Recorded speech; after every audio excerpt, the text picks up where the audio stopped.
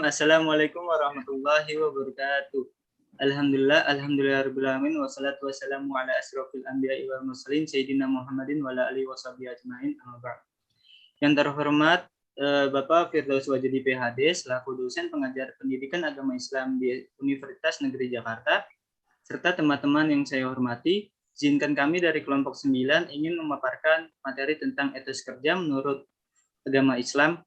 Sebelum memaparkan materi tersebut, izinkan kami untuk memperkenalkan diri. Nama saya Muhammad Ilham Ramadan, serta rekan saya. Nama saya Yan Kamilia Putri Widianto. Nama saya Koneta Nur Alifa. Dan selanjutnya pemaparan materi tentang etos kerja menurut Islam yang akan dipaparkan oleh rekan Konita. Pada rekan Konita dipersilakan.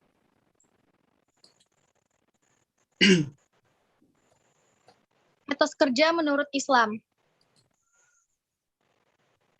Etos kerja dalam Islam dapat didefinisikan sebagai sikap kepribadian seorang muslim yang melahirkan keyakinan yang sangat mendalam bahwa bekerja itu bukan saja untuk memuliakan dirinya, menampakkan kemanusiaannya, melainkan juga sebagai suatu manifesti dari amal soleh.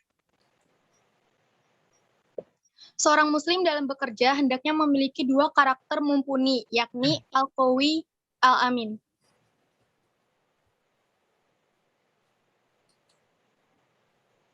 Bekerja. Seorang muslim yang bekerja memiliki pengetahuan yang luas. 1.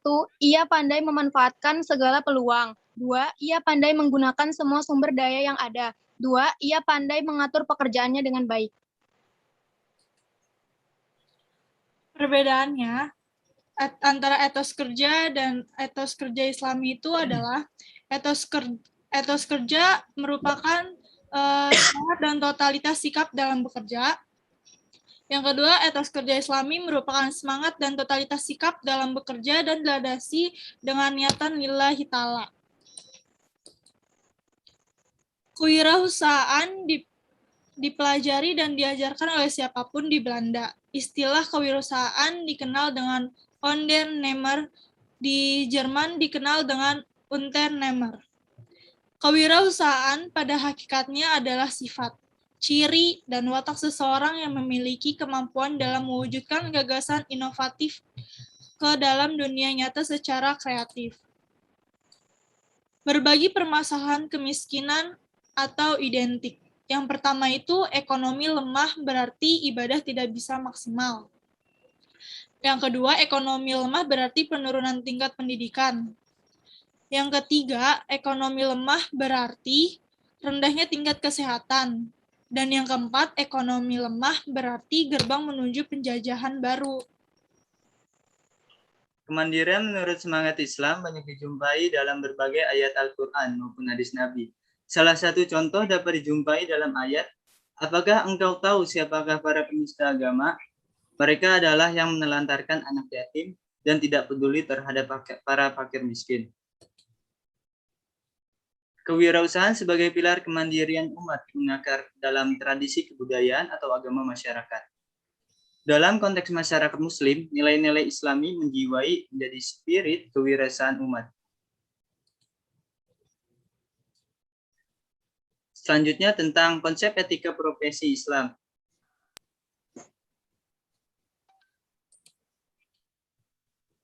Islam tidak hanya memerintahkan umatnya untuk rajin bekerja, tetapi juga harus sesuai dengan aturan-aturan atau nilai-nilai moral, yaitu akhlak atau etika.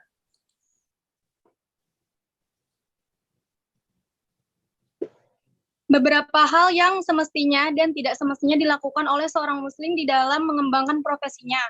Mencari rezeki, bekerja keras, ikhlas, jujur, kerjasama, keseimbangan, melihat ke depan, larangan meminta-minta, larangan memonopoli, mendahulukan kualitas. Selanjutnya, makna dan implementasi amal saleh.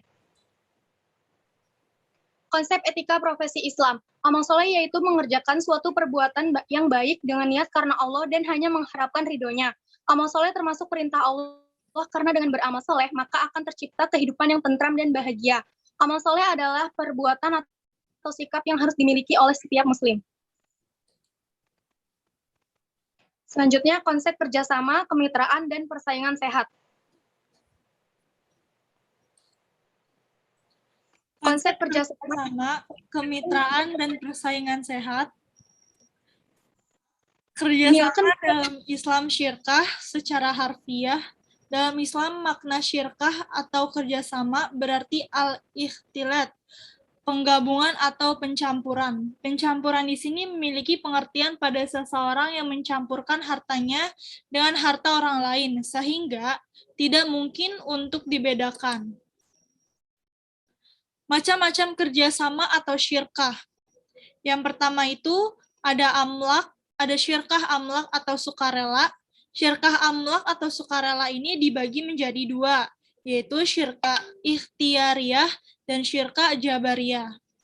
Yang kedua itu syirkah ukut.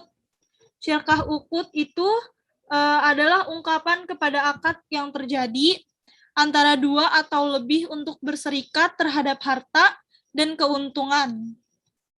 Syirkah ini terbagi menjadi dua juga, yaitu syirkah inan dan syirkah mufawadlah. Yang ketiga itu ada syirkah abdan. Dan syirkah abdan itu adalah kerjasama ini antara dua orang atau lebih yang sepakat untuk melakukan bisnis atau usaha melalui tenaga yang mereka miliki dengan nisabah bagi hasil yang disepakati awal. Terus yang keempat itu ada syirkah wujuh. Syirkah wujuh adalah kerjasama antara dua orang atau lebih dengan tanpa adanya modal kerjasama ini hanya berdasarkan pada rasa kepercayaan, yaitu apabila barang terjual, dua orang yang berserikat tersebut akan membayar harga barang kepada pemilik barang atas dasar keuntungan yang diperoleh bagi dengan anggota perserikatan.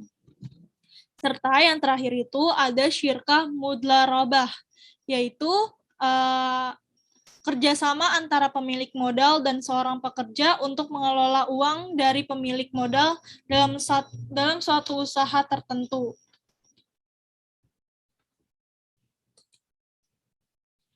Dampaknya itu adalah, adapun mempengaruhi terjadinya suatu kerjasama dalam berbisnis antara lain. Yang pertama, tingkat akses informasi, keadaan sosial ekonomi, sikap keberagaman, dan tingkat kepercayaan.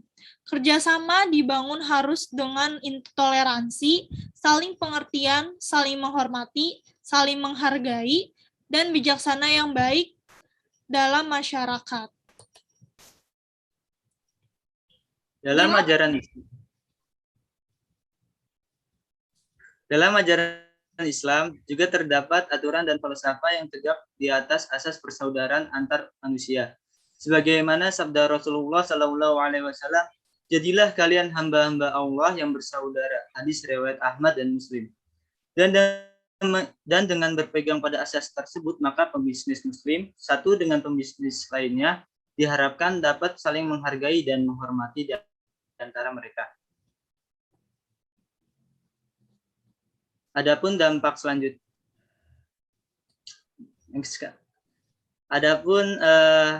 topik selanjutnya yaitu titik temu antara amal soleh dan profesionalitas.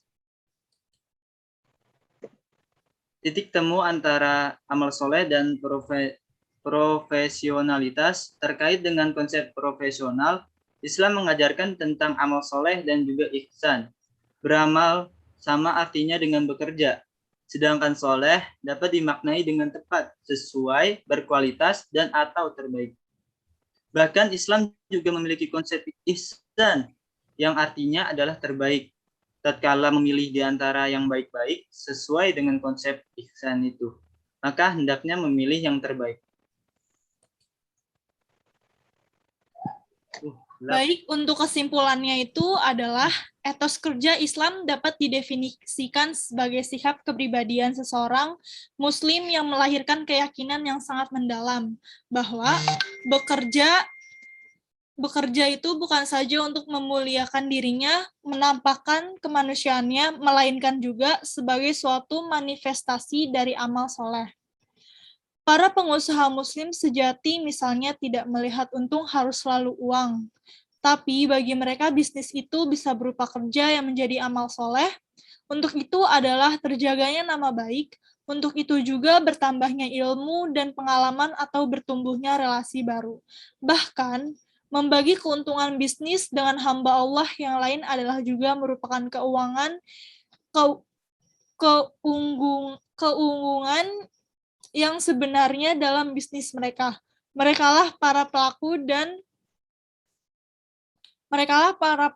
dan spiritual entrepreneur. Kurang lebihnya mohon maaf. Wassalamualaikum warahmatullahi wabarakatuh.